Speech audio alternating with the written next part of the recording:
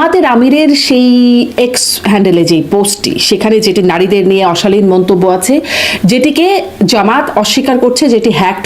মানুষ রিয়াক্ট করেছে কিন্তু একটা গালি বা একটা বাজে অশালীন একটি শব্দের কারণে। বাকি যে কথাগুলি আছে তার সঙ্গে কি তিনি দ্বিমত পোষণ করেন? এর পেছনে একটি দল জড়িত এবং তারাই এটি নিয়ে বেশি সোচ্চার। আমাদের লোকেরা বট হয়, ওনারা লটর ফটর করেন। এটা যদি ওনারা বুকে হাত দিয়ে দাঁড়িয়ে বলতে পারেন যে আমাদের দলে এরকম কোন লোক নাই, তাহলে ওনারা অন্যকে গালি দেওয়ার অধিকার পান। রাখেন আপনার ফ্যামিলি কার্ড, আগে আমার মায়ের ইজ্জতের কথা বলেন। আমার মায়ের ইজ্জতের বিনিময়ে ফ্যামিলি কার্ড হতে পারে। ওনারা বাড়িতে বাড়িতে মেয়ে পাঠাতে পারেন, বিএনপিতে কোনো মেয়ে নাই, মেয়েরাই কার্ডটা বিলি করতে পারে না।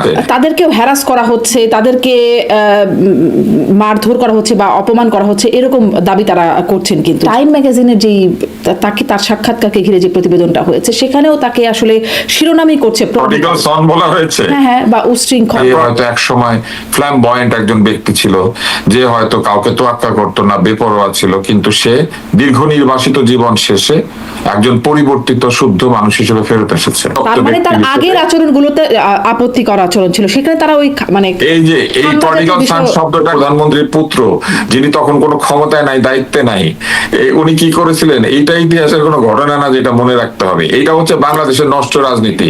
শেখ কামালকে নিয়ে অনেক গুজব ছিল না? বলছেন যে বিএনপি ক্ষমতায় গেলে কি সমস্যা, কারণ তখন তারা নিজেদের দুর্নীতিতেই আচ্ছন্ন হয়ে যাবেন এবং নিজেদের অন্তর্কোন্দলেই একটা সমস্যার কারণ হবে। উইকিলিক্স কিংবা এইসব লিখছে আমেরিকানরা আমাদের সম্পর্কে কোনো ভালো কথা বলেছে, এইটা একটু বের করে আমাকে শোনাবেন।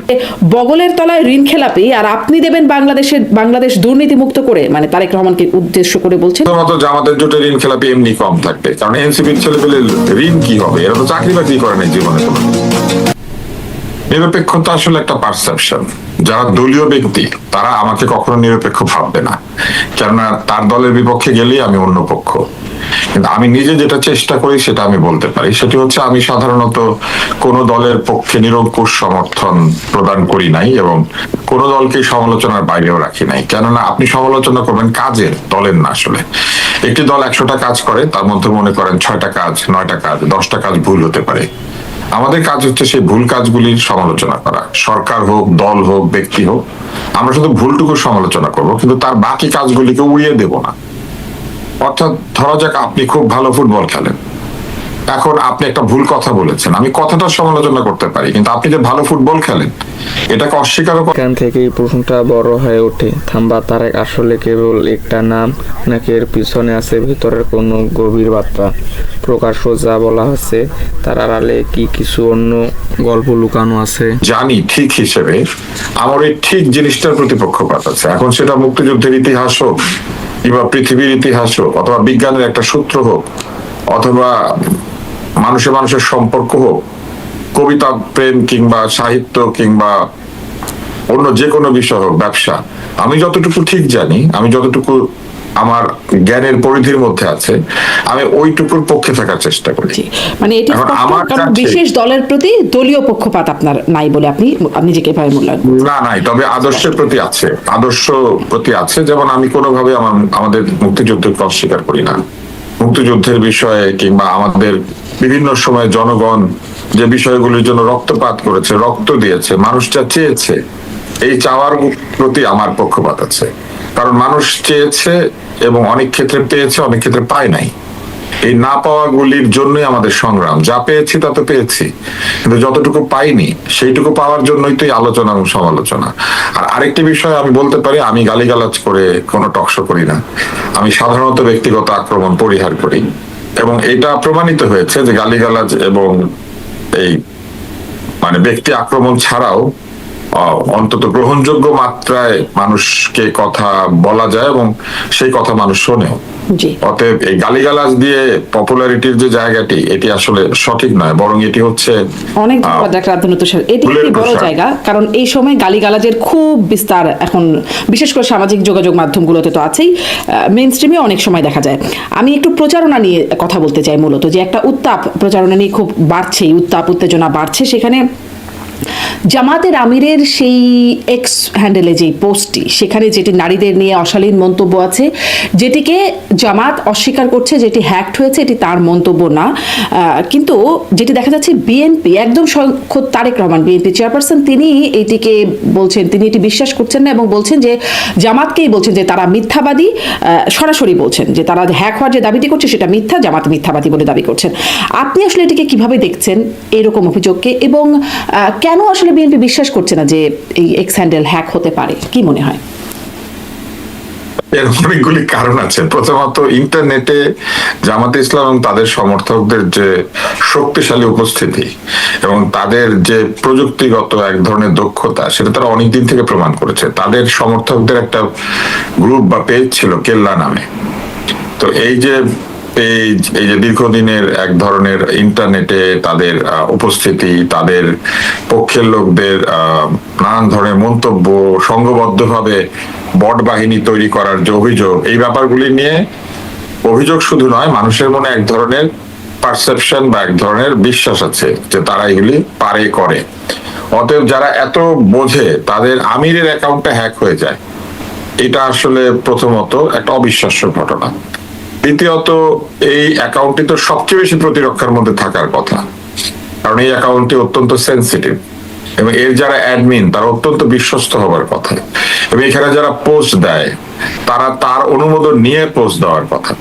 এখন ধরা যাক এই পোস্টটা তার নয়, কিন্তু এই পোস্টের কোন অংশটুকু নিয়ে তার নিজের আপত্তি, এটাকে তিনি পরিষ্কার করেছেন। এই পোস্টে মানুষ রিয়াক্ট করেছে কিন্তু একটা গালি বা একটা বাজে অশালীন একটি শব্দের কারণে। বাকি যে কথাগুলি আছে তার সঙ্গে কি তিনি দ্বিমত পোষণ করেন? তিনি কি এটা ব্যাখ্যা করেছেন বা তার দল এটা ব্যাখ্যা করেছে? তারা শুধু বলেছে এটা হ্যাক হয়েছে এবং এই অশালীন শব্দটা তারা ব্যবহার করে নাই। কিন্তু বাকি অংশটুকু যা লেখা আছে, সেই অংশটুকুতে যে বক্তব্য, সেটা তো তিনি আল জাজিরাতেও দিয়েছেন, তার বিভিন্ন বক্তৃতার মধ্যে বলেছেন। তো ধরে নিলাম যে ওই গালিটুকু শুধু সঠিক নয়, কিন্তু বাকি যে অংশটুকু রয়েছে তার ব্যাপারে কি তারা দৃঢ়তার সঙ্গে বলতে পারেন যে ওই বক্তব্যটুকু তাদের নয়? সেটা তো তারা বলেন নাই। অতএব তারা কেবল একটি শব্দ নিয়েই তাদের হ্যাকিং এর বিষয়ে তারা বলার চেষ্টা করেছেন, যে ওই শব্দটা তারা ব্যবহার করেন নাই বা আমি একটু মানে তর্কের খাতিরে আপনার কাছ থেকে আরেকটু জানতে চাই, মানে এমনটা তো হতেই পারে তার বক্তব্য কিন্তু তিনি যেভাবে বলতে চান, যেভাবে উপস্থাপন করতে চান, সেভাবে না করে অন্যভাবে উপস্থাপন করা, এটাও তো একটা মানে খুবই খারাপ কাজ। মানে এবং কিছু হয় নাই, কেননা ওইখানে যা বক্তব্য আছে তিনি প্রায় একই বক্তব্য, তিনি হুবহু প্রায় একই বক্তব্য, কিছুটা এদিক সেদিক কয়েকটা শব্দে তিনি আল জাজিরাতে এটা বলেছেন যে তাদের দল প্রিন্সিপাল হিসেবে বিশ্বাস করে যে নারীরা দলের সভাপতি হতে পারবে না, এবং এটা যদি না হতে পারে আমরা পরিষ্কার বুঝি যে দেশের প্রধানমন্ত্রী কিংবা উচ্চতম যে পদগুলি রয়েছে বিভিন্ন সেক্টরে, সেখানে নারীদের নেতৃত্ব তারা। আমার অনুষ্ঠানেও জামাতের আমির বলেছেন যে নারীরা শীর্ষ নেতৃত্বে যেতে পারবেন না, ইসলাম পারমিট করেন না। হ্যাঁ, তো নারীর জন্য কোনো শীর্ষস্থান নাই, এটা তো তারা বিশ্বাস করেন। অতএব এই এক্স হ্যান্ডেলের বক্তব্যের মূল যে অংশ সেটা তো তারই বক্তব্য, শুধু গালিটা তার না। ঠিক আছে, আমরা মেনে নিলাম, আর এরকম গালি তিনি দেন এটা আমরা মনে করতে চাই না, ধরে নেন। কিন্তু এটা হ্যাক হওয়ার যে কথাটি তারা বলেছেন, এটা মেলে না কেন জানেন? এটা মেলে না, প্রথমত তারা বলেছে যে এটা হ্যাক করেছে, সে হ্যাক করেছে কিন্তু পাসওয়ার্ড বদলায় নেই। কিন্তু সে নিশ্চয়ই একটা সার্টিফাইড ডিভাইস, অর্থাৎ অথেন্টিক ডিভাইস, যেটা আগে লগ ইন করেছে এমন একটা ডিভাইস থেকে হ্যাক করে নাই। তাহলে যে ডিভাইসটা থেকে সে হ্যাক করেছে, এই ডিভাইসটা তো অথেন্টিকেট করতে হয়। আপনি যদি এখন কোন একটা ডিভাইস দিয়ে অন্য কারো অ্যাকাউন্টে প্রবেশ করতে চান, তাহলে নতুন ডিভাইস থেকে লগ ইন করার চেষ্টা করলেই তাকে বলা হবে যে আপনার ইমেইলে অথবা আপনার ফোন নাম্বারে অথবা আপনার পূর্ববর্তী কোনো ডিভাইস যেটা আপনি মূল ডিভাইস হিসেবে চিহ্নিত করে রেখেছেন, সেইখানে মেসেজ যাবে। এবং গেলেই কিন্তু হয় না, সাথে সাথে নিজের যে মোবাইল ফোন বা তার অ্যাডমিনদের যে ফোন যেটা দিয়ে অ্যাকাউন্টে রেজিস্টার করা আছে, বা ল্যাপটপ বা যেখান থেকে এটি হয়েছে তার মূল অ্যাকাউন্টে রেজিস্টার, সেখানে কিন্তু একটা মেসেজ যাওয়ার কথা, যেখানে জিজ্ঞেস করবে যে আপনি কি এইটা ব্যবহার করেন, আপনি কি লগ ইন করার চেষ্টা করছেন নাকি এটা অন্য কেউ। এবং তখন আপনি যদি বলেন যে এটা অন্য কেউ, সাথে সাথে কিন্তু এই অ্যাকাউন্টটা লক হয়ে যাবে, অথবা যে লগ ইন করার চেষ্টা করছিল নতুন লগ ইনটা হবে না। এখন তাদের এইটা কি 2 ফ্যাক্টর 3 ফ্যাক্টর যে অথেন্টিকেশন থাকে, ভেরিফিকেশন থাকে, অথবা 2 স্টেপ 3 স্টেপ যে ভেরিফিকেশন থাকে, এইগুলা করা নাই।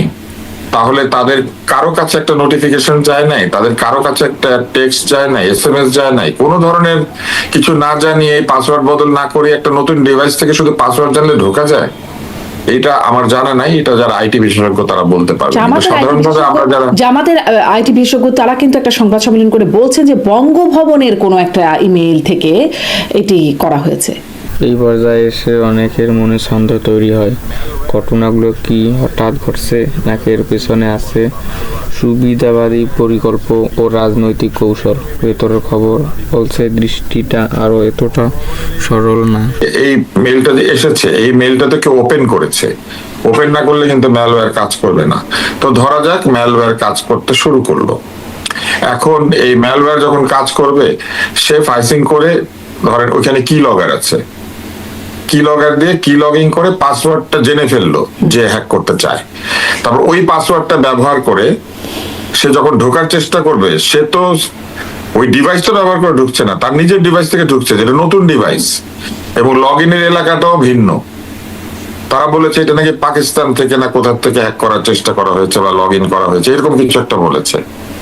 তো আমি যতটুকু ওই যে একটা তার একটা ভিডিও দিয়েছে, সেই ভিডিওর মধ্যে যেটা বলেছে পুরোপুরি মনে নেই আমার। তো যেখান থেকে লগ ইন করা হোক, তাহলে তো ওই ডিভাইসটা তো ঢুকতে দিবে না সিস্টেম। ওই ডিভাইসটাকে আবার অথেন্টিকেট করতে হবে, ডিভাইসটাকে নিজের বলে চিহ্নিত না করলে ওই ডিভাইস থেকে ঢুকতে দিবে না। নতুন ডিভাইস ব্যবহার করলে নতুন ডিভাইসটাকেও মানে সার্টিফাই করিয়ে নিতে হয়, মানে নতুন আপনি একটা ডিভাইসটাকে ব্যাখ্যা অথেন্টিকেট দিচ্ছেন, করা। সেই ব্যাখ্যাটা তো খুবই ঠিক। কারণ কি, মানে আমরা সাধারণ মানুষ হিসেবেও আমাদের কাছেও এরকম নোটিফিকেশন আসে যে আপনার অ্যাকাউন্টে ঢোকার চেষ্টা হচ্ছে, এখান থেকে আপনি কি পারমিট করেন কিনা, একদম এভাবে মিলে যায়। সবারই হয়তো এই অভিজ্ঞতা, অনেকেরই হয়তো আছে। কিন্তু তারপরে আপনার কাছে আমি এই প্রশ্নটা করতে চাই, আপনার কাছে কি মনে হয়, আপনার কাছে আপনি বলছেন বিশ্বাসযোগ্য না, তারপরে কত শতাংশ সম্ভাবনা থাকতে পারে বলে আপনার মনে হয় যে আসলে অ্যাকাউন্টটি হ্যাক হয়েছে, আর কত শতাংশ এটা বিশ্বাসযোগ্য? এটা অতটুকুই বিশ্বাসযোগ্য যে তার অ্যাডমিনদের মধ্যে যদি কেউ বিশ্বাসঘাতকতা করে, অর্থাৎ তার যে অ্যাডমিন আছে সেই অ্যাডমিনদের কেউ যদি একটা সার্টিফাইড ডিভাইস ব্যবহার করে এটা পোস্ট করে দিয়ে থাকে নিজের ইচ্ছা মতো, এইটা ছাড়া আর কোনোভাবে এটা হওয়া সম্ভব না। এক, দ্বিতীয়ত যদি কেউ হ্যাক করে থাকে, তাহলে আপনি হ্যাকারদের সম্পর্কে একটু ইমেইলে গিয়ে বা একটু ইন্টারনেটে গিয়ে সার্চ করেন বা যে কোনো একটা ভালো বই পড়েন, তাহলে দেখবেন যে সেখানে পরিষ্কার আছে যে হ্যাকাররা প্রথমেই যেটা করে সেটা হচ্ছে অ্যাকাউন্টটা নিজের দখলে নিয়ে নেয়। এবং এই দখলে নেওয়ার জন্য সে অবশ্যই পাসওয়ার্ড বদল করে দিবে। সে যদি ঢুকতে পারে তাহলে সে পাসওয়ার্ড বদলাবে, এবং সেই পাসওয়ার্ড বদলে দিয়ে সে নতুন কোনো ডিভাইসকে অথেন্টিকেট করবে, নতুন কোনো জায়গাতে এই লগ ইনটাকে সরিয়ে নিয়ে যাবে যাতে মূল ব্যবহারকারী এটার মধ্যে ঢুকতে না পারে।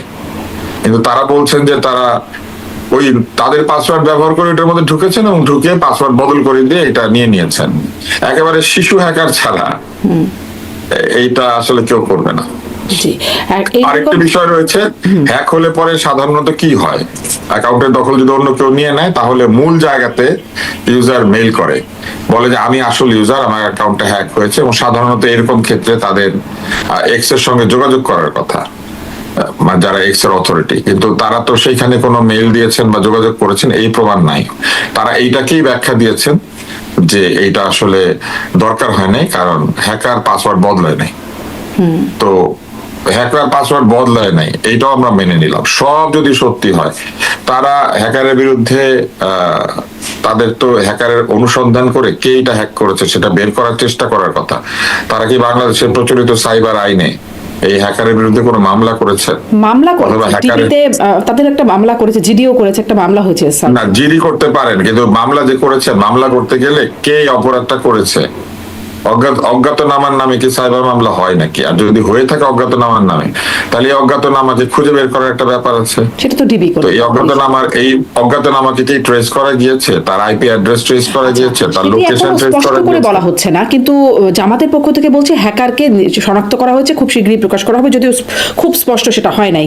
আর জামাতের মিডিয়া সেলের যিনি মুখপাত্র, তিনি বলছেন যে এর পেছনে একটি দল জড়িত এবং তারাই এটি নিয়ে বেশি সোচ্চার। এই একটি দল যখন বলে, তখন আসলে তারা বিএনপিকেই বরাবর মিন করে তাদের প্রচারণায়। এটাকে আপনি কিভাবে আসলে দেখছেন যে একটি দল বিএনপিকে মিন করছে, আর ওদিকে বিএনপি একদম মিথ্যাবাদী বলে দিচ্ছে যে জামাত মিথ্যা বলছে? আমি এটার ব্যাপারে মন্তব্য করতে পারবো না, তবে আমার যেটা মনে হয় যে একটি দল জড়িত এইভাবে অভিযোগ করার মতো কোনো সাক্ষ্য প্রমাণ তাদের কাছে থাকলে সেটা দেখিয়ে দেওয়াই উচিত, যে এই দলের কারা কারা তাদের এই অ্যাকাউন্ট হ্যাক করে, তাদের প্রধান ব্যক্তির অ্যাকাউন্ট হ্যাক করে এই ধরনের একটা মন্তব্য লিখে দিয়েছেন। আর এটা যদি কেউ এরকম করেই থাকে তাহলে নিশ্চয়ই এটা বাংলাদেশ থেকেই করেছে। আর যদি এটা ভিপিএন ব্যবহার করে হ্যাক করা হয়ে থাকে তাহলে কিন্তু এটা আরো কঠিন, কারণ ভিপিএন ব্যবহার করে হ্যাক করতে গেলে আরো জটিলতা তৈরি হয়, ফলে এটা অনেক ঝামেলা রয়েছে। মানে অন্য দেশ থেকে এটা করতে পারে, বাংলাদেশ সোজা থেকে না। কেন, অন্যান্য দেশ থেকেও তো করতে পারে। অন্যান্য দেশ থেকে যদি তারা কেউ করেও থাকেন তাহলে সেই সব দেশেরও তো নিশ্চয়ই তাদেরও কর্মীরা আছে, সেই সব দেশও আইন কানুন রয়েছে। এবং আপনি নিশ্চয়ই জানেন যে হ্যাকিং কিন্তু একটা আন্তর্জাতিক অপরাধ বটে। হ্যাকিং কেউ করে থাকলে কোনো দেশ থেকে তাকে হ্যাকার হিসেবে সেই সব দেশে মামলা করা যায়। বিশেষ করে মার্কিন যুক্তরাষ্ট্রের সাথে যাদের একটা চুক্তি রয়েছে, আপনার মনে আছে আমরা ওই চুক্তিটা করেছি, ইন্টেলেকচুয়াল প্রপার্টি বিষয়ে একটা চুক্তি। সেই চুক্তিতে কিন্তু হ্যাকারদের বিরুদ্ধে ব্যবস্থা নিতে হবে, এবং আমেরিকান কোনো প্রোডাক্ট বা কোনো কিছু যদি বাংলাদেশ থেকে এরকম হ্যাক করা হয়, কোনো ওয়েবসাইট, তাহলে কিন্তু এটা শাস্তির বিধান করতে হবে। এরকম একটা বিষয় এগুলো ট্রান্সবর্ডার ক্রাইম, এটা আমরা জানি, কিন্তু মানে এখন হ্যাকার চিহ্নিত হওয়াটা এবং সেটি প্রকাশ্যে আসাটাই একটা বড় কথা। আমি আপনাকে একটা জিনিস বলি হ্যাকিং এর বিষয়, জি আমি একটা আসার আগে আরেকটা জিনিস বলি। একটি দল না হয় এটা করেছে, কিন্তু তারা তো অত্যন্ত সৎ দল, জামাত ইসলাম অত্যন্ত সৎ দল, তারা দাবি করেন নিজেদেরকে। মানুষের একটা ধারণা আছে তারা যেহেতু এত ধর্মকর্ম করেন, হয়তো তাদের মধ্যে অনেক ভালো লোক আছে, তারা বুকে হাত দিয়ে বলতে পারবেন যে তাদের লোকজন কখনো হ্যাক করে নাই, হ্যাকিং করে মানুষকে বিব্রত করে নাই, মানুষকে গালিগালাজ করে নাই। তাদের সমর্থক বা তাদের দলের উৎসাহে লোকজনকে অকথ্য ভাষায় গালিগালাজ করা, বুলি করা, বট তৈরি করে সেখানে গিয়ে মানুষকে বিভিন্ন বিদেশি সংস্থার এজেন্ট, দালাল এইসব বলে গালিগালাজ করা তারা করেন না। এটা তারা বুকে হাত দিয়ে বলতে পারবেন।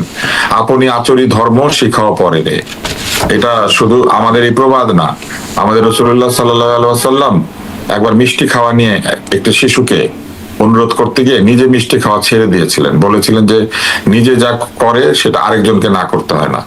এরকম একটি কথা আমরা জানি। এটা অত্যন্ত একটি সর্বজন শ্রুত এবং সর্বজন বিদিত একটি ঘটনা আমাদের রাসূল সাল্লাল্লাহু আলাইহি ওয়াসাল্লামের জীবন থেকে।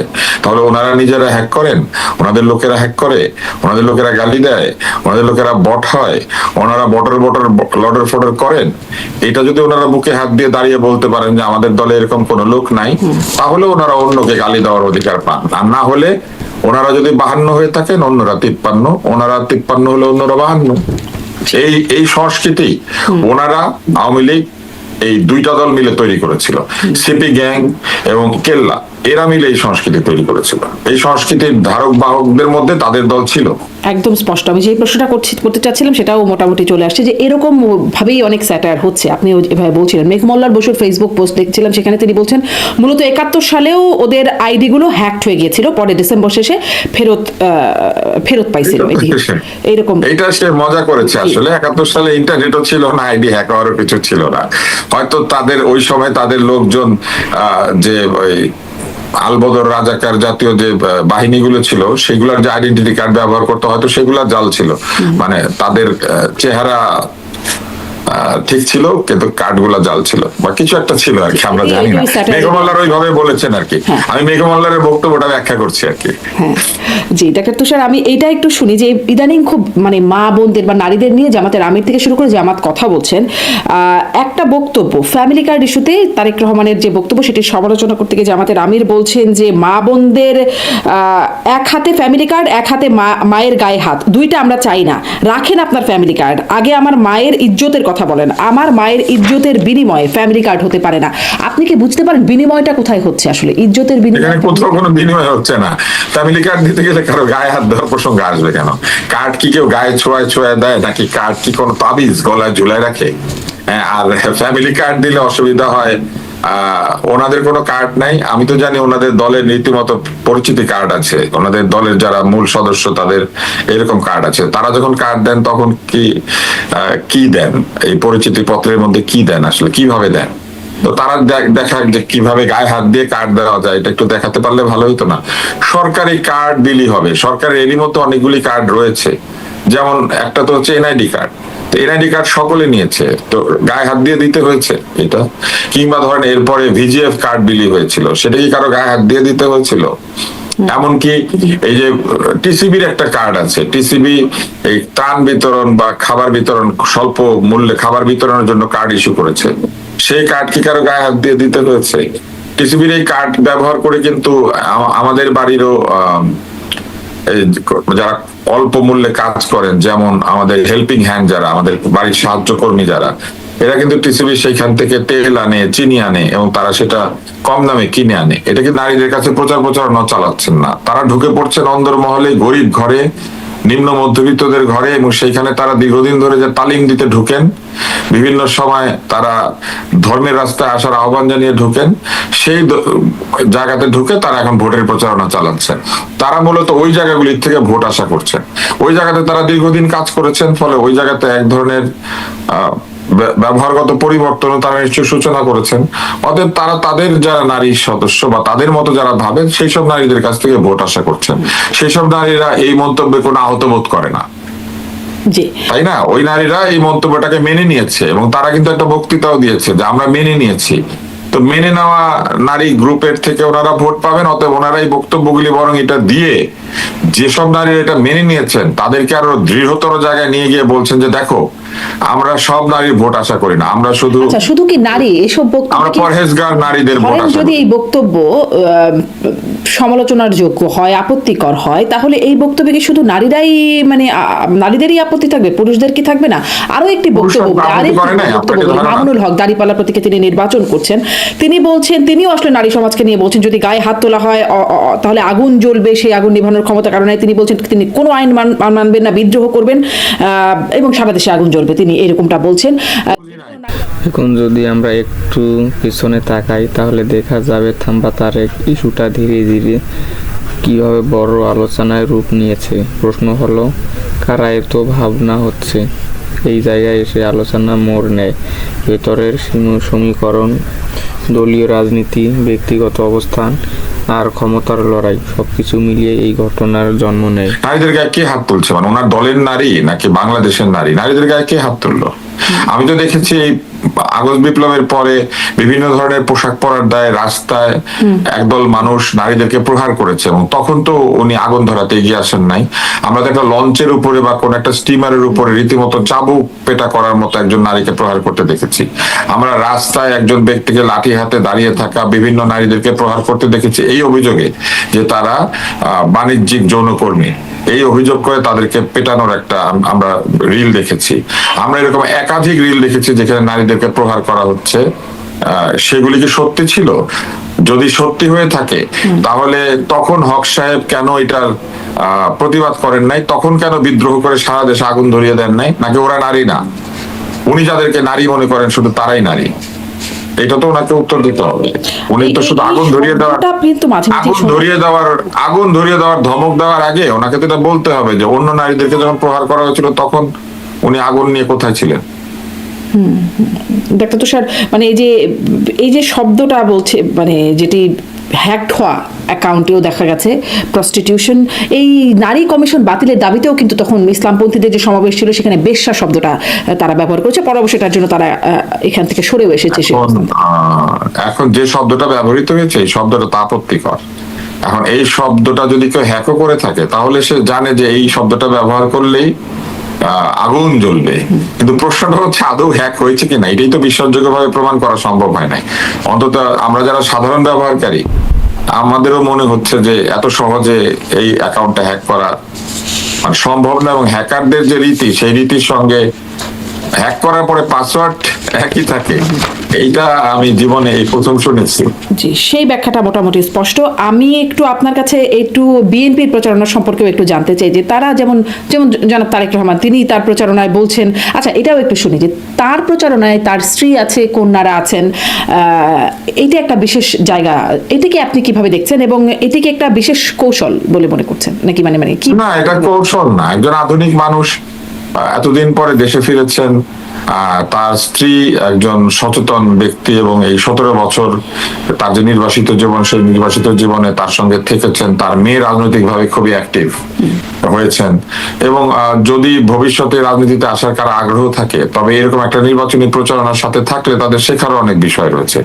আমি তো বরং মনে করি এটা তিনি যথেষ্ট সাহসের এবং যথেষ্ট সদিচ্ছার পরিচয় দিয়েছেন যে তিনি তার পরিবার সহ সব জায়গাতে যাচ্ছেন। এটা কোনো ভুল কিছু না, একদম স্পষ্ট। আপনি এটা সাধুবাদী জানাচ্ছেন। একটা শুরুর বক্তব্য আই হ্যাভ এ প্ল্যান বলে যে তিনি আসলেন এবং সেখানে তিনি একটা বিষয়ে একটু আলোচনাও দেখলাম হচ্ছে গণমাধ্যমগুলোতে, যে সেখানে তিনি বলছেন যে 20,000 কিলোমিটার খাল খনন করবেন এবং বছরে 20 থেকে 25 কোটি গাছ রোপণ করার প্ল্যানের অংশ হিসেবে তিনি বলছেন।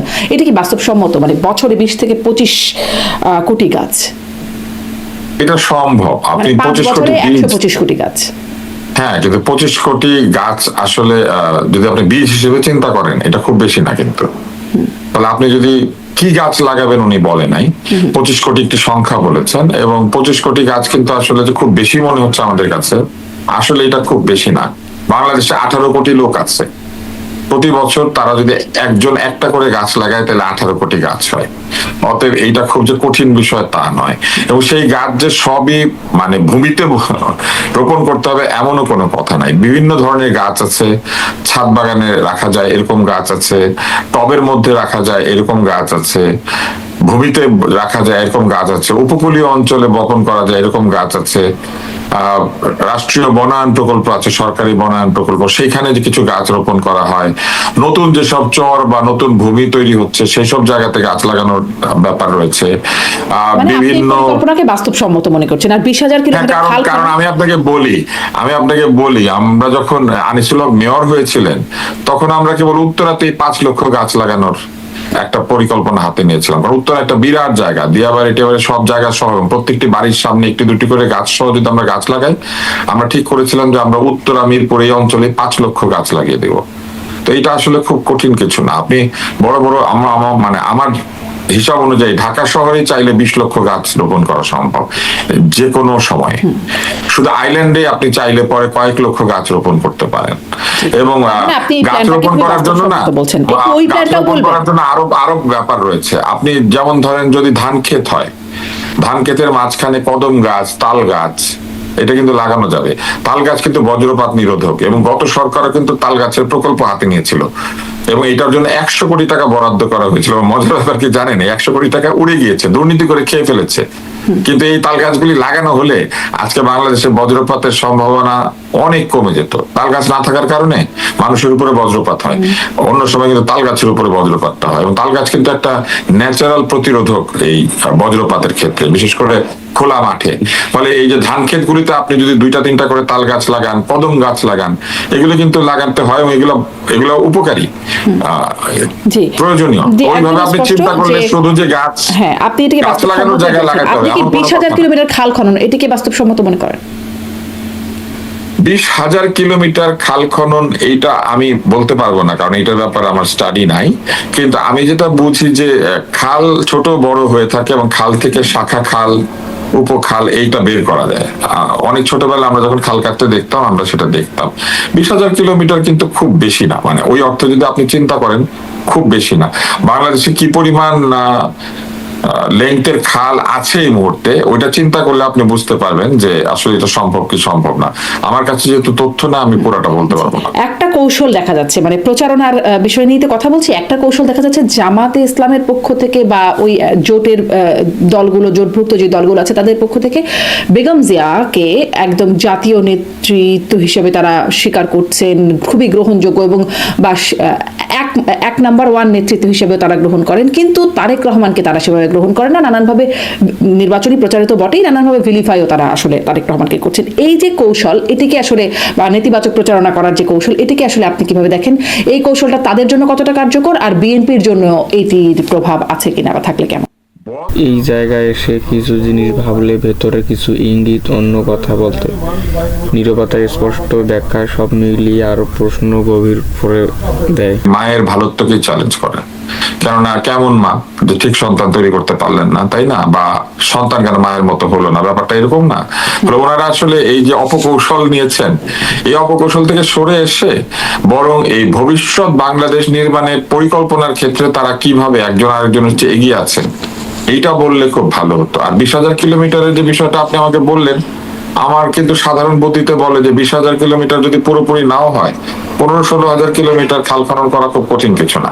আপনি যদি বাংলাদেশের এই প্রান্ত থেকে ওই প্রান্ত পর্যন্ত সোজা একটা খাল খনন করেন এবং ধরেন 10 কিলোমিটার 10 বা 50 কিলোমিটার করে পার্থক্য রেখে এরকম আরো 8টা খাল খনন করেন, তাহলে কিন্তু প্রায় 10,000 কিলোমিটার খাল খনন হয়ে যাবে। তো আর খাল তো এঁকে বেঁকে চলে, খাল কিন্তু মাকড়সার জালের মতো।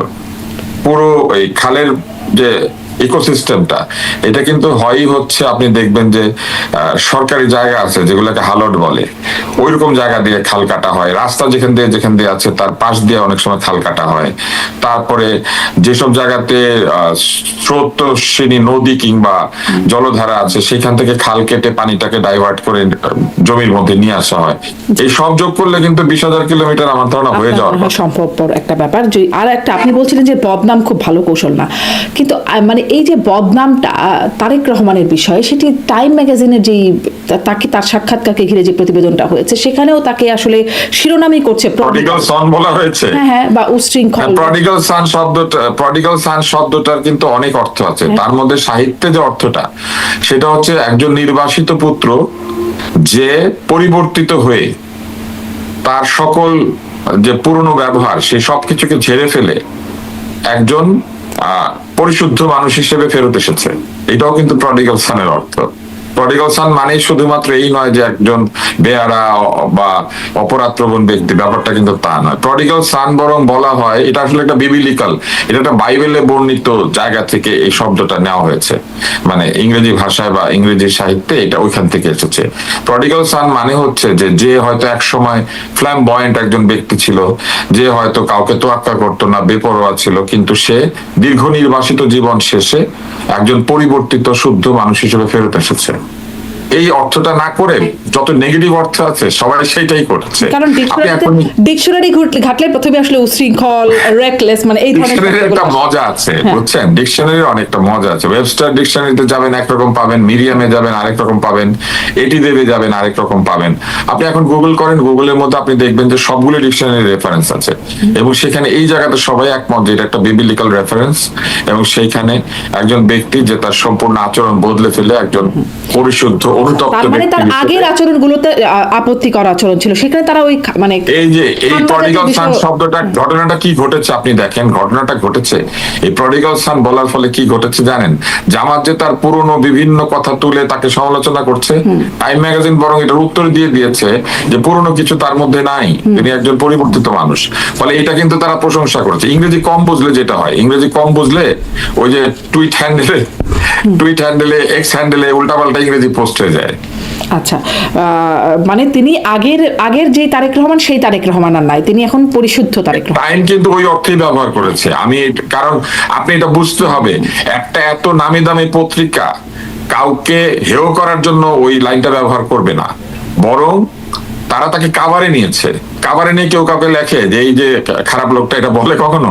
এই প্রডিগাল সান শব্দটার যে বিবিলিক্যাল রেফারেন্স, ওইখান থেকেই তারা এটা ব্যবহার করেছে। জি, আল জাজিরা যে এক্সপ্লেইনার, সেখানে মানে একটা বিষয় লক্ষণীয়, তারা বলছে যে ভারতও আসলে আস্থা রাখছে তারেক রহমানের উপরেই এবং প্রাক্তন পররাষ্ট্র সচিবের রেফারেন্স দিচ্ছেন হর্ষবর্ধন শ্রীংলা, তিনি বলছেন তারেক রহমান নির্বাসনের বছরগুলোতে পরিপক্ক হয়েছেন। দেখেন, উনিও প্রডিগাল সানই বলেছেন। এই যে নির্বাসনের কথা বলেছেন এবং বলেছেন পরিপক্ক হয়েছে, এটাই হচ্ছে প্রডিগাল সান। তো আগের যে অবস্থান, যে রূপটা আসলে মানুষ দেখেছিল এবং তারপরে তিনি নির্বাসিত হয়ে পরিপক্ক হয়ে ফিরে আসলেন, সেই অবস্থানটা কি মানুষ ভুলে যাচ্ছে? মানুষের সাথে সাথে, দেশের মানুষের সাথে সাথে জিজ্ঞাসা করি যে যুক্তরাষ্ট্রের যে একটা তার বার্তায় যেটি ফাঁস হয়েছিল, যেখানে আসলে তার সম্পর্কে খুব নেতিবাচক ভীষণ ছিল, যুক্তরাষ্ট্র কি সেটা ভুলে যাচ্ছে, ভুলে গেছে? যুক্তরাষ্ট্রের সঙ্গে তো ওনার কোনো খারাপ সম্পর্ক স্থাপিত হয় নাই তখন, এবং যুক্তরাষ্ট্রের সঙ্গে কোনো শত্রুতাও হয়নি আমি যতদূর মনে পড়ে। এই পুরো যে 1/11 পুরো ঘটনাটি ছিল, এই ঘটনাটা কিন্তু ঘটেছিল অভ্যন্তরীণ ভাবে। বাইরের লোকজনের প্রভাব ছিল কি ছিল না এটা প্রশ্নবিদ্ধ অবশ্যই। ভারতের প্রভাব ছিল, এটা ভারত নিজে স্বীকার করেছে, কেননা প্রণব মুখার্জির বইয়ের মধ্যে আছে যে কিভাবে তারা পরবর্তী সরকার গঠনে ভূমিকা রেখেছিলেন। 1/11 ঘটানোর ক্ষেত্রে ছিল কিনা এটা বলেন নাই, কিন্তু পরে আওয়ামী লীগ সরকারে আসার জন্য যে তারা প্রভাব খাটিয়েছিলেন এটা কিন্তু প্রণব মুখার্জি তার বইয়ের মধ্যে বলেছেন। অতএব এগুলো রেফারেন্স আছে, কিন্তু মানুষ ভুলে গেছে তার পুরনো আচরণ বা পুরনো কিছু, এরকম প্রশ্ন করার মতো অবস্থায় আসলে এখন বাংলাদেশ নাই। প্রথম বিষয় হচ্ছে যারা নতুন ভোটার তারা জন্মাই নাই অলমোস্ট ওই টাইমটাতে। আপনি 2006 সালে যে জন্মেছে তার বয়স এখন 19, ফলে 2007 যে জন্মেছে তার কিছু মনে থাকার কথা না। 2007 থেকে 2010-12 পর্যন্ত তারা কিন্তু কখনো তারেক রহমানকে ক্ষমতায় দেখে নাই। তার কথা মনে রাখতে গেলে যাদের মনে রাখতে পারার মতো তাদেরকে জন্মাতে হবে 1996 থেকে 2001 মধ্যে, তাইলে 5 বছর বয়স হবে। এবং 2001 থেকে 2006 বিএনপি ক্ষমতায় ছিল। তাহলে 1996 থেকে 2001 সালের মধ্যে যারা জন্মেছে তারাও যে বিষয়টাকে অনেক মনে রাখতে পারবে ব্যাপারটা কিন্তু তা না, তারা তখন শিশু।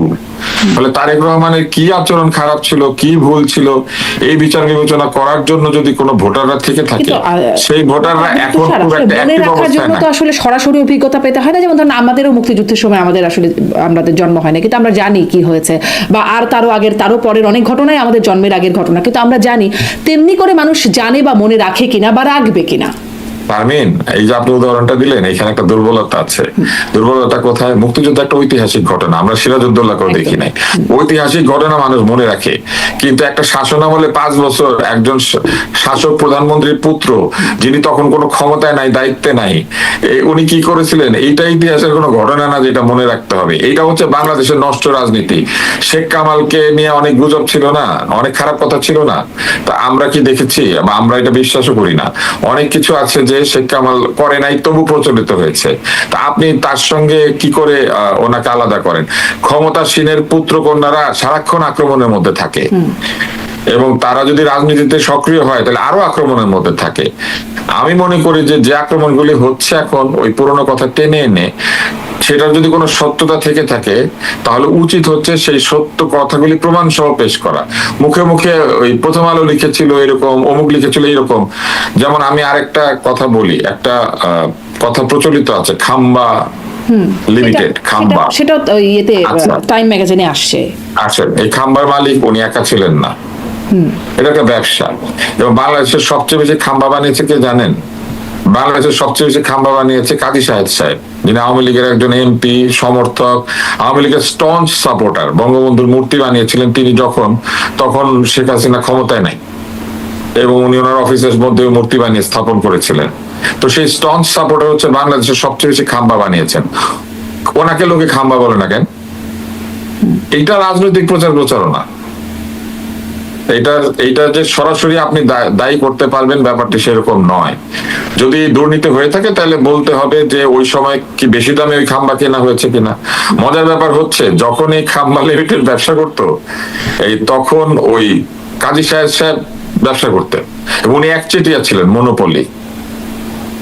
তো ওনার চেয়ে বেশি দামে কি খাম্বা কিনা হয়েছিল নাকি ওনার চেয়ে কম দামে খাম্বা কিনা হয়েছিল, এইগুলা একেবারে তথ্য সহ দিলে ভালো হয়। কিন্তু ওই যে আবল তাবল কথা বলে ওনাকে আক্রমণ করা, এই আক্রমণ থেকে আসলে সরে আসা উচিত, আসলে তাই না? এবং এই আক্রমণ, এই বক্তব্যগুলো যখন আসে তখনই মানুষের মনোজগতে কোনো প্রভাব পড়ে কিনা। এবং আমি ওই যে মার্কিনীদের কথা বলছিলাম, যে উইকিলিক্সের ফাঁস হওয়া নথি, এখনো যে ফাঁস হওয়া বক্তব্য সেখানেও দেখা যাচ্ছে যে যখন বিএনপি সম্পর্কে কথা আসছে, তারা তো আসলে জামাত সম্পর্কে খুব ভালো ভালো কথা বলছে, যে জামাতের প্রতি মানুষের সমর্থন, ইসলামিস্ট হয়ে মানুষের মনোভাব সেদিকে গেছে, জামাত কি কি করবে না করলে কি কি চাপ দেবে তারা সেই বিষয়ে বলছে।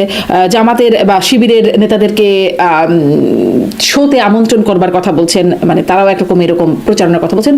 অন্যদিকে বিএনপিকে নিয়ে যে অল্প একটু কথা, সেটুকুর মধ্যে বলছেন যে বিএনপি ক্ষমতায় গেলে কি সমস্যা, কারণ তখন তারা নিজেদের দুর্নীতিতেই আচ্ছন্ন হয়ে যাবেন এবং নিজেদের অন্তর্কোন্দলেই একটা সমস্যার কারণ হবে।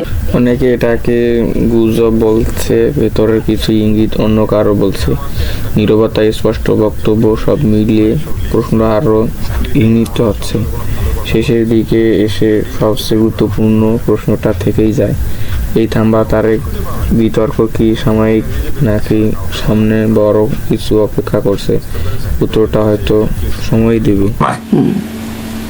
অতএব এটা চিন্তা করতে হবে। ওরা নিজেদেরটাও তো ফাঁস হচ্ছে, নিজেদেরকে ভালো মনে করে না, নিজেদের খারাপ লোকগুলার জিনিস এখন বের হয়ে যাচ্ছে আর কি। কিন্তু এই লিগস এর মধ্যে আপনি একটু দেখাবেন যে বাংলাদেশের কোন রাজনৈতিক দল সম্পর্কে তারা খুব ভালো বলেছে, কাউকে ভালো বলেছে। এত প্রশংসা লিক হয়ে কি লাভ? না না না, এটা তো তার বার্তা, ওইখানে ভালো খারাপ সব আছে। কিন্তু আপনি খেয়াল করে বলবেন যে কোথায় কোথায় তারা কারো প্রশংসা করেছেন। মানে খারাপ কাজগুলো তো আসলে লিক হয়, ভালো কাজ কি আর খুব লিক হয়? যে ধরনের অ্যাবসেন্ট ফাইল, সেগুলো খারাপ বলেই তো না। না না না, আপনি ভুল জায়গাতে আছেন। লিক হয়েছে কিছু নথি, এই নথি হচ্ছে ইমেইল, এই নথি হচ্ছে কিছু তার বার্তা, যে বার্তাগুলি সরকারিভাবে প্রচার মানে তারা আদান প্রদান করেছেন।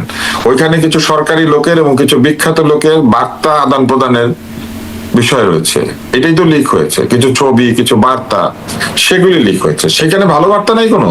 ওনারা সবসময় শুধু বাংলাদেশে খারাপ দেখতে পান, বা অন্যান্য বিভিন্ন দেশে বিভিন্ন লোককে খারাপ গুলো দেখতে পান, নাকি বার্তার মধ্যে খালি খারাপ কথাগুলোই লেখেন, ভালো কিছু লেখেন না?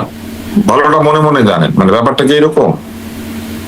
এটা তাদের একটা প্রবণতা। জি, আমি আসলে এটাই প্রশ্ন করছিলাম যে এই যে প্রবণতার কোনো প্রভাব আসলে বাংলাদেশে, ওনারা ডেকে ডেকে খারাপ লোকগুলোর সাথে মিশে, তার মানে ওনাদের খারাপ লোকগুলোকে ভালো লাগে। এখানে যে ওনারা যাদেরকে দাওয়াত দিয়েছিলেন, ফিল করছেন খুব বেশি ব্যাপার না, কিন্তু আপনি আমাকে একটা জিনিস ব্যাখ্যা করবেন। জি শামিন, আমাকে একটা জিনিস ব্যাখ্যা করবেন। ওনারা দাওয়াত দিয়ে সাংবাদিকদের সাথে দেখা করেছে, এমন সাংবাদিক দাওয়াত দিয়েছে যে সাংবাদিক ওইখানে কথাবার্তা রেকর্ড করে ছেড়ে দিয়েছে। ওনারা সাংবাদিকও আছে এইরকম। ওনারা সব দেশের লোকজন যাদেরকে দাওয়াত দেয় তাদেরকে বাইসে বাইসে এরকম খারাপ গুলাকে দাওয়াত দেয়, যারা বিশ্বাসের অমর্যাদা করে, বিশ্বাস ভঙ্গ করে, লিক করে দেয়, বুঝছেন? তার মানে কি, ওনাদের পছন্দের ট্রাবল আছে। আমাকে তো ডাকে না, আপনাকে তো ডাকে না। বাংলাদেশে আরো সাংবাদিক আছে, তাদের ডেকে তো চা কফি খাওয়ায় না। এমন লোকদেরকে ডেকে নিয়ে গেছে যারা গিয়ে এখন রেকর্ড করে ছেড়ে দিছে। ওনারা ওনাদের নিজেদের কোনো সমালোচনা পৃথিবীতে কেউ করে না, ভয়ের চোটে করে না, বা যে কোনো কারণে করে না। এই যে তাদের মনোভাব বা এটার কি কোনো প্রভাব আছে কিনা? আরো একটা প্রভাবের কথা জিজ্ঞাসা করি সাথে সাথে, যে প্রভাবশালী অনলাইন অ্যাক্টিভিস্ট পিনাকি ভট্টাচার্য তিনি তার কন্টেন্টে বলছেন আওয়ামী লীগ, ভারত, বিএনপি জোট গঠন করেছে এবং তারেকের বিজয় মানে থাম্বনেইলে বলছে তারেকের বিজয় মানে মোদি হাসিনার বিজয়। এই যে মানে এই যে বিষয়গুলো, এগুলোর একটা প্রভাব আছে কিনা? এটা পিনাকি ভট্টাচার্য। আমি জানি না উনি কখন কি বলে, আমার কোনো ধারণা নেই, আমার কোনো ধারণা নেই। এটা কি যুক্তিতে উনি বলেছেন, এটা আমার পক্ষে ব্যাখ্যা করা সম্ভব না। ওনার এটা ব্যাখ্যা করা উচিত। আচ্ছা, একটু আপনি যে ধৈর্য ধরে তার এই বক্তব্য শোনেন, এটা জেনে আমি খুব আনন্দ পাচ্ছি। মিলিয়ন ভিউজ তার, মানে তাকে তার মিলিয়ন কত ভিউ আছে না, কোনো প্রভাব, এবং প্রভাবটা কেমন সেটা বুঝবার জন্য আপনি সেগুলো সব দেখেন। সব তো দেখি না, কিন্তু দেখতে তো হয় খানিকটা, তাই না? যে তার একটা প্রভাব তো শুধু ভালোই যে আমরা দেখি তা না, খারাপটাও আমাদের দেখতে হয়। সাংবাদিক হিসেবে আমরা তো আলোচনা করব। ওনাকে একটা ইন্টারভিউ নেবেন, নিয়ে ওনাকে জিজ্ঞেস করুন, যদি সুযোগ থাকে আপনার পক্ষে ওনাকে বলেন, আমি ওনার ইন্টারভিউ নিতে আগ্রহী হব। মানে উনি এটা কেন বলেছেন এটা উনি ব্যাখ্যা করতে পারবেন। ওনার ইন্টারভিউ নেওয়া উচিত। বাংলাদেশে বড় বড় চ্যানেল ওনার ইন্টারভিউ নিয়েছে। হ্যাঁ, আমি অবশ্য কোনো সুযোগ সেভাবে পাচ্ছি না, পেলে নিশ্চয়ই ওনার ইন্টারভিউ নেওয়ার আমি চেষ্টা করব। আমি আপনার কাছে একটু প্রচারণার বাইরে এবার একটু সরকারের কিছু বিষয় নিয়ে একদম শেষে ছোট ছোট করে মন্তব্য আপনার কাছে একটু জানতে চাইবো, যে এই সময়ে নিরাপত্তা উপদেষ্টাকে প্রশ্ন করা হয়েছিল যে মেয়াদের শেষ সময় বিভিন্ন দেশের সঙ্গে যে প্রতিরক্ষা বিষয়ক যে চুক্তি, কেনাকাটা বা বিভিন্ন বিষয় সম্পর্কে যে চুক্তি, সেগুলো নিয়ে তিনি জিজ্ঞাসা করা হয়েছে। তিনি বলেছেন এটি চলমান প্রক্রিয়া এবং পরের সরকার এটি এগিয়ে নিয়ে যাবেন কিনা তিনি বলছেন যে এটি একটা অনুমান নির্ভর প্রশ্ন। সেখানে আসলে অনেকগুলো চুক্তির বিষয়ে বলা হচ্ছে যে এই সময় যুক্তরাষ্ট্র, চীন, জাপানের সাথে প্রতিরক্ষা, নানান রকম পাকিস্তান এর চুক্তি। আসলে আপনি এটাকে কিভাবে মূল্যায়ন করেন, এই যে চুক্তিগুলো করা হচ্ছে এবং তার প্রেক্ষিতে মন্তব্য, সেটা নিয়ে একটু আপনার মন্তব্য শুনতে চাই। আমি জানি না আসলে এই প্রতিরক্ষা বিষয়ক চুক্তি ওনারা কেন করতেছে, কার সাথে করতেছে, কি করতেছে আমি জানি না। তবে এই ড্রোনের ব্যাপারটা আমাকে খুব মজা লেগেছে। একটা রাজনৈতিক দল বলেছেন তারা ড্রোন বাহিনী তৈরি করবেন, মানে একটা ইউএভি একটা তৈরি করবেন, তারা আনম্যান্ড এরিয়াল ভেহিকল, এটা ইউএভি মানে হচ্ছে এটা। তো তারা এই ড্রোন মানে কন্টিনজেন্ট তৈরি করবেন। তো একসময় জাফর ইকবাল স্যারকে তারাই ট্রল করতেন ড্রোনাচার্য বলে। তো আমি তো দেখছি এখন ড্রোনা পার্টি তৈরি হয়েছে, তাই না? তো ড্রোনা চার্জের পরে আমরা নতুন বাংলাদেশে ড্রোনা পার্টি পেলাম, যাদের নির্বাচনী প্রতিশ্রুতিতে জনগণকে তারা ড্রোন বাহিনী তৈরি করার প্রতিশ্রুতি দিয়েছেন। জনগণ ড্রোন খায় না রে ভাই। জনগণের কাছে ড্রোনের দাম কি জানেন? 100 টাকা লোহার দাম, লোহার কেজি 100 টাকা। জনগণের ড্রোন দিয়ে পেট ভরে না। জনগণের ভাত লাগে, ডাল লাগে, পেঁয়াজ লাগে, তেল লাগে, লবণ লাগে। জনগণের জীবন কি জানেন? দাঁতখানি চাল কবিতাটা, দাঁতখানি চাল, মসুরের ডাল, চিনি পাতা দই, 2টি পাকা বেল, তাই না? মনে আছে? ডিম ভরা কই। জনগণ ওই 2টি পাকা বেল, ডিম ভরা ছিঁড়ে দেবে চুল। হ্যাঁ, কিন্তু হ্যাঁ, হয় যদি ভুল, মা তবে নিশ্চয়ই ছিঁড়ে দেবে চুল। তারপরে ছেলেটা কি করে জানেন? ওই তো ওখানে ভুলভূত হাবা খেলিছে তো বেশ। তো এই পার্টি দেখলে আমার ওইরকম মনে হয়, ভুলভূত হাবা খেলিছে তো বেশ, ড্রোন নিয়ে খেলাধুলা করছে আর কি। হ্যাঁ, আসল জায়গায় খেয়াল নাই, দাঁতখানি চাল, মসুরের ডাল, তাই না? এই পার্টি প্রতিশ্রুতি দেয় কিন্তু আসলে আমরা কে অনেক কোনটাকে আসল জায়গা মনে করছে, এটাও তো একটা নিশ্চয়ই প্রশ্ন। আমি যদি মানে এই যে রিপোর্টটা, প্রথম আলো রিপোর্ট থেকে আমি পড়ছিলাম যে প্রথমত ক্ষমতাতে যাবে জামাতে ইসলাম, এনসিপি যাবে, যদি যায় তো ওরা ড্রোনের পরামর্শ মানে প্রতিশ্রুতি দেয়। এটা তো হচ্ছে, আমি বলছি যে এটা নিরাপত্তা উপদেষ্টার মানে তার কাছে প্রশ্ন ছিল। না, আপনি পার্টিটার কথা চিন্তা করেন, একদিকে ড্রোনের কারখানা বসে, আরেকদিকে ড্রোনের প্রতিশ্রুতি দেয়। বুঝতে পারছেন না? জি, মানে প্রথম আলোর বরাদ্দে তারা বলছে যে এই সরকারের সময় চীনের সঙ্গে সরকারি পর্যায়ে চুক্তি হয়েছে, পাকিস্তান থেকে JF-17 থান্ডার যুদ্ধ বিমান কেনা, চীন থেকে J-10C যুদ্ধ বিমান। এবার আসলে একটা মজার জিনিস, চীনের বিমান ভালো না বলে পাকিস্তান থেকে JF-17 কিনা হচ্ছে। JF-17 এর ডিজাইন কিন্তু চায়নাতে করা, এটা কিন্তু চাইনিজ প্লেন পাকিস্তানে তৈরি হয়। জি, মানে এরকম কতগুলো তালিকায় দিয়ে দিচ্ছে যে কতগুলো যুদ্ধ জাহাজ, ড্রোন, সাবমেরিন ইত্যাদি কেনার যে চুক্তি বা আলোচনা হচ্ছে, হেলিকপ্টার, সেগুলো সম্পর্কে প্রথম আলোতে একটা বলে দেওয়া হচ্ছে যে এই যে এগুলো করছে। এবং এই সম্পর্কে আমি একটু মন্তব্যগুলো শোনাই, আপনি মন্তব্যগুলো শুনেও একটু বাংলাদেশ, আপনার একটা প্রশ্ন করি, বাংলাদেশে না এই যে কত লক্ষ কোটি ডলার ঋণ হয়ে গেছে, বাণিজ্য উপদেষ্টা বলেছিলেন যে কত লাখ ছিল সেখান থেকে কত লক্ষ কোটি হয়ে গেছে, এরকম কি ঋণের হিসাব দিয়েছেন না? তো এই যে এত অস্ত্র শস্ত্র এগুলা কিনবেন কি ঋণ ছাড়া, নাকি এগুলা ঋণ করে? এগুলা কেনার পয়সা কি আলাদা জায়গায় রাখা ছিল? মাটির ব্যাংকে জমিয়ে রেখেছিল, মাটির ব্যাংকে ডলার, মাটির ব্যাংকে পাউন্ড স্টার্লিং জমানো ছিল, যে ওগুলা নিজের টাকার উন্নয়ন হচ্ছে ঋণের টাকায়। ব্যাপারটা কি এরকম? এগুলা কিনতে টাকা লাগবে না? এই টাকা কোত্থেকে আসবে? এটা যদি ঋণের টাকা হয়, সেই ঋণ কে শোধ করবে? তো এগুলো হচ্ছে মানে আমার কাছে এগুলো কোনো আমি যুক্তি খুঁজে পাই না। ওনারাই ভালো বুঝে, ওরা 35টা বোয়িং কিনে, তাই না? তারপরে ড্রোন কিনে, কি কিনে না কিনে, আমি ভালো করে বুঝিও না এগুলা। আমি তো যা বুঝি, আমি বুঝি যে আমাদের শত্রু নিধনের যে দক্ষতা, সেই দক্ষতা ব্যবহার করার জন্য আমাদের যথেষ্ট পরিমাণ জায়গা নাই। আমরা কোথায় গিয়ে যুদ্ধ করব? আমাদের দরকার প্রতিরক্ষা, আমাদের দরকার আক্রমণ না, আমাদের দরকার হচ্ছে ডিফেন্স, আমাদের দরকার অ্যাটাক না, আমরা অ্যাগ্রেসর না, আমরা ডিফেন্ডার। এই অনেকে এই খবরের নিচেই যারা মন্তব্য করছেন, আননেমড ইউজার একজন লিখছেন, বিদেশি নাগরিকত্ব গ্রহণকারীদের রাষ্ট্রের এমন গুরুত্বপূর্ণ পদে নিয়োগ স্বার্থের সংঘাত ঘটাতে পারে, এসব কেনাকাটার আড়ালে স্বার্থ সিদ্ধির সন্দেহ অমূলক নয়। শাহরিয়ার বলছেন should have left for elected government. Rahat বলছেন এরা চাচ্ছে দেশ গভীর সমস্যায় পড়ুক, সেই পথ রেডি করে যাচ্ছে, পার্ট অফ হিডেন এজেন্ডা, বলছেন আরেকজন আননেমড ইউজার। মানে একেই বলে গাদ্দারির জবাব। এগুলো তো যারা যারা বলেছেন তারা বলবেন, কিন্তু সাধারণভাবে বোঝা যায় যে এই ধরনের স্ট্র্যাটেজিক সিদ্ধান্ত কোন অন্তর্বর্তী সরকারের নেওয়ার কথাই না। কারণ এগুলো দীর্ঘমেয়াদী সিদ্ধান্ত, এগুলো রাজনৈতিক সরকারের নেওয়ার কথা, এগুলো তাদের নেওয়ার কথা না, কিন্তু তারা সেগুলো নিচ্ছেন। জি, মানে মতামত যারা দিচ্ছেন তাদের সাথে আপনার মতামতটা অনেকটা একই। আজকে বণিক বার্তা একটা রিপোর্ট আমি দেখেছি ইকোনমিক হিটম্যান সংক্রান্ত। আমার মনে হয় আপনি সেটা পড়লেই, বণিক বার্তাকে যদি আপনি কখনো পান অথবা তাদের কোনো সাংবাদিককে আপনি যদি একটু জিজ্ঞাসা করেন, তারা এটা ব্যাখ্যা করতে পারবেন। বণিক বার্তা খুব সুন্দরভাবে ইকোনমিক হিটম্যান কি জিনিস এবং তারা কি করে সেটা ব্যাখ্যা করেছে। জি, আপনি ঋণের কথা বলছিলেন, সাথে সাথে আমার আরেকটা প্রশ্ন মনে পড়লো, যদিও সেই সম্পর্কিত না, কিন্তু ঋণ খেলাপির প্রশ্ন। অনেক বড় হয়ে যাচ্ছে না? শেষ করে ফেলবো, এই যে এখনই শেষ, এটা দিয়ে শেষ করি। সরকারের বাকি আলোচনাগুলো হয়তো অন্য আরেকদিনের জন্য তুলে রাখলাম, কিন্তু প্রচারণার মধ্যেই জামাতের আমিরের একটা জায়গায় তিনি বলছেন দুর্নীতি প্রসঙ্গে, তিনি বলছেন যে বগলের তলায় ঋণ খেলাপি আর আপনি দেবেন বাংলাদেশ দুর্নীতি মুক্ত করে, মানে তারেক রহমানকে উদ্দেশ্য করে বলছেন যে বগলের তলায় ঋণ খেলাপি আর আপনি দেবেন বাংলাদেশকে ঋণ খেলাপি করে। পেঁচাও হাসবে এ কথা শুনে। এবং টিআইবির রিপোর্টটা আমি একটু মেনশন করতে চাই, বলছে বিএনপির ঋণ খেলাপির 59.43% প্রার্থী ঋণ খেলাপি, মানে প্রায় 60% প্রার্থী ঋণ খেলাপি। তবে জামাতও একদম সাধু নয়, সেখানেও আছে 22.2% প্রার্থী ঋণ খেলাপি। তুষার, আমার মনে আছে আওয়ামী লীগ সরকার যখন একদম শেষ প্রান্তে, তখন একটা রিপোর্ট হয়েছিল প্রথম আলোতে।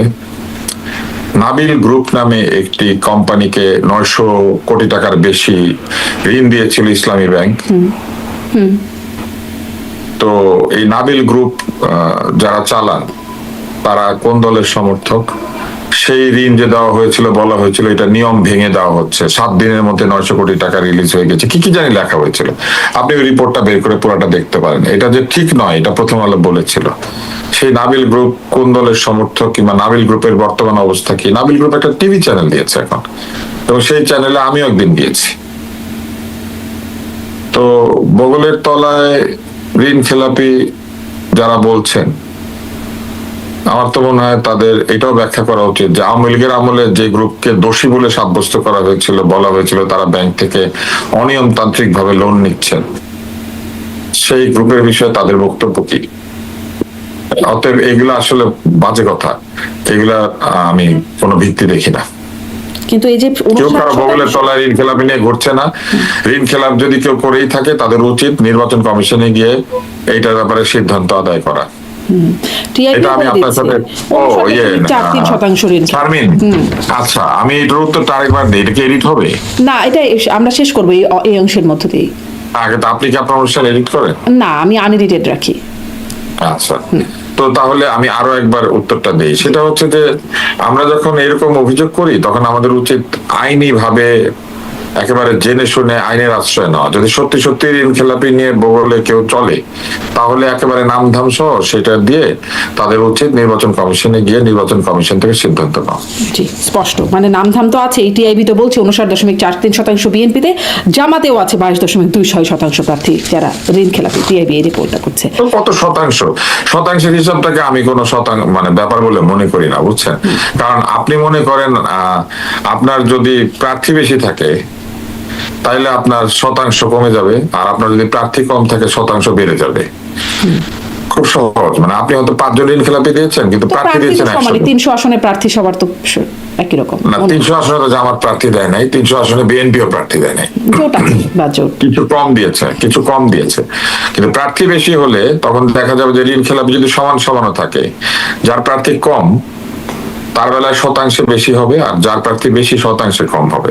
বরং আমাদের এইভাবে চিন্তা করা উচিত যে কতজন ঋণ খেলাপি এই দুইটি জোটে জায়গা পেয়েছে। প্রথমত জামাতের জোটে ঋণ খেলাপি এমনি কম থাকবে, কারণ এনসিপির ছেলেপেলে ঋণ কি হবে, এরা তো চাকরি বাকরি করে নাই জীবনে কোনোদিন, অধিকাংশ তো বেকার ছিল, তাই না? তাদের প্রথম চাকরি মন্ত্রিত্ব, তাদের প্রথম চাকরি হচ্ছে উপদেষ্টা হওয়া। তো এদের ঋণ খেলাপ করতে হবে? এটা হওয়া সম্ভব না, এটা তো কোনোখান থেকে সম্ভব না। তাহলে অটোমেটিক্যালি জামাতের জোটের মধ্যে ঋণ খেলাপ কম থাকার কথা। শুধু জামাতের প্রার্থী যারা, তাদের মধ্যে ঋণ খেলাপ কত, এইটার শতাংশ কি আপনি জানেন নাকি এইটাই বলেছেন আপনি? আমি টিআইবি রেফারেন্স দিচ্ছিলাম, তারা বলছে জামাতের মধ্যে হচ্ছে 22.26। আচ্ছা, আরেকটা হচ্ছে ওনাদের যারা সঙ্গী দল, সেই সঙ্গী দলগুলির যারা এসেছেন তারা অধিকাংশই হচ্ছেন মানে ইসলামী ভাবাপন্ন দল। তাদের যে পেশা, সেই পেশার মধ্যে বৃহৎ ঋণ নেওয়ার সম্ভাবনা কম। কেবল জামাতে ইসলামীতে প্রচুর ব্যবসায়ী রয়েছেন যাদের বৃহৎ ব্যবসা আছে, এবং সেই বৃহৎ ব্যবসা কিন্তু বাংলাদেশের বৃহত্তম ব্যবসা। যেমন আপনি যদি ধরেন ইসলামী ব্যাংক বাংলাদেশের বৃহত্তম প্রাইভেট ব্যাংক। এখন এই বৃহত্তম প্রাইভেট ব্যাংকের যে অবস্থা আপনি নিশ্চয়ই জানেন যে 5টা ব্যাংককে এক জায়গায় করে দেওয়া হয়েছে। এবং এই বৃহত্তম প্রাইভেট ব্যাংকের অবস্থা একেবারে একেবারে খারাপ অবস্থা। তা আপনি ঋণ করেন নাই, কিন্তু আপনার ব্যাংক নিজেই খেলাপি, গ্রাহকদের কাছে খেলাপি, টাকা জমা রেখেছে সেই টাকা শোধ করতে পারে না। তো সেই ব্যাংকের মালিকের ছেলে তো আমার এলাকাতে ইলেকশন করছে, সেটি তো সেই ব্যাংকের মালিকের ছেলে তো তৎপরতার কারণেই নাকি যে ব্যাংক ইসলামী ব্যাংক না না, তাহলে বাকি যারা ঋণ খেলাপি হচ্ছেন বিএনপি ধরেন, আমি এটা যুক্তির খাতিরে বলছি, তারাও তো আওয়ামী লীগের আমলে ব্যবসা বাণিজ্য করতে পারে না, এই জন্য খেলাপি হয়ে গেছে। ওনাদের ব্যাংক যেমন পুরো জাতির কাছে খেলাপি হয়ে গিয়েছে, এরকম বিএনপির ব্যবসায়ীরাও তাদের ব্যবসাতে ঋণ খেলাপি হইতে পারে। আপনি খোঁজ করলে দেখবেন যে ওরা আবার ইসলামী ব্যাংকে ঋণ শোধ করতে পারতেছে না। মানে এই বিষয়টা আসলে রাজনীতির বিষয়ের চাইতে বরং এটা হচ্ছে নির্বাচন কমিশনের বিষয়। ওনারা ঋণ খেলাপিদেরকে অনুমোদন দিয়েছে, যদি দিয়ে থাকেন তাহলে নির্বাচন কমিশনের জবাবদিহি করা দরকার যে কেন দিয়েছেন। জি, অনেক ধন্যবাদ ডক্টর আব্দুল নূর তুষার। নির্বাচন কমিশন খুব একটা এভাবে জবাবদিহি করে না, হলফনামায় নানান অসঙ্গতি থাকে, কিন্তু নির্বাচন কমিশন কেউই আসলে খুব জবাবদিহির জায়গায় আমরা দেখি না। যাই হোক, সামনে নির্বাচন, নিশ্চয়ই আবারও কথা হবে।